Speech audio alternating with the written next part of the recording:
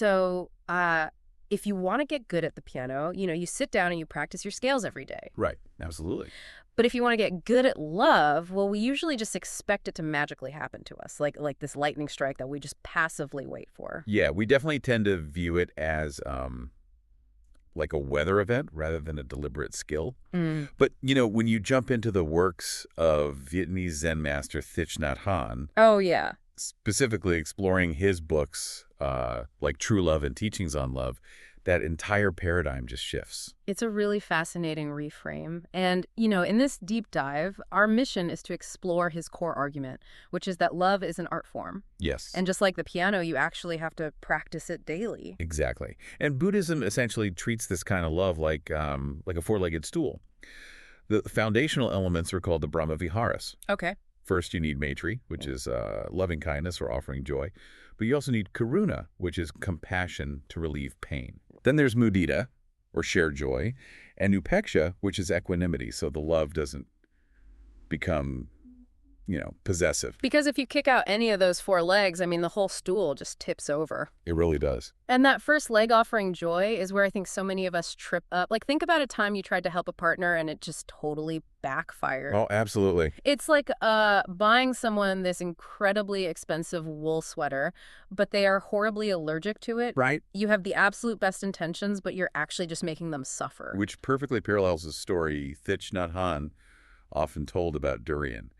It's a Southeast Asian fruit with this intensely foul smell, which he personally just despised. Oh, wait, he hated it. Yeah. And someone once offered a durian to the Buddha on his temple altar, and the smell was so distracting, he actually had to trap the fruit under a heavy bell just so he could chant. That is amazing. Right. But the point is, if you force someone to eat durian because you think it's a treat, you're causing them pain.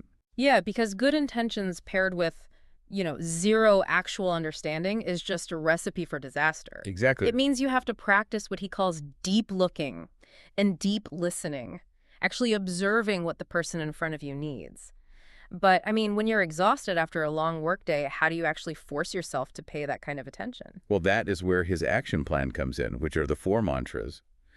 And these aren't like magic words you just recite. Right. They require an undeniable grounded presence, which he teaches is generated by returning to mindful breathing.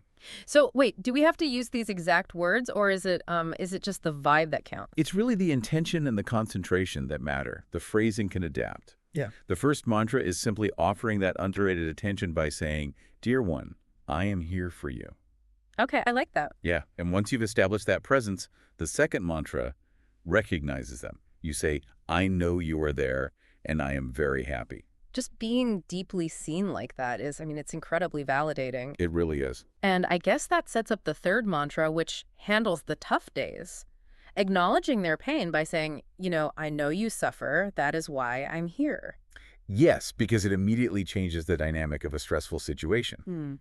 But those first 3 are for when things are relatively calm or if the stress is external. Okay. The real test is the 4th mantra, Yeah. meant for when the person you love is the one who actually hurt you. He goes, "Dear one, I am suffering. Please help." Oh, I really have to push back there. Yeah. Because that defies every human instinct. When a partner wounds us, our immediate reflex is to retreat, Right, absolutely. We build up our pride, we put up walls, and we just try to prove we absolutely do not need the person who upset us. Oh, totally.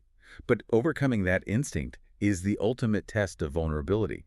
When you retreat in anger, it's usually not your logical adult self making that choice. Right. It's a defensive, fearful. Like breathing and tending to your own inner wounded child with compassion before you can bravely turn back to the person who caused the sting. Yes, because treating love as a mindful practice gives you the agency to transform conflict into connection.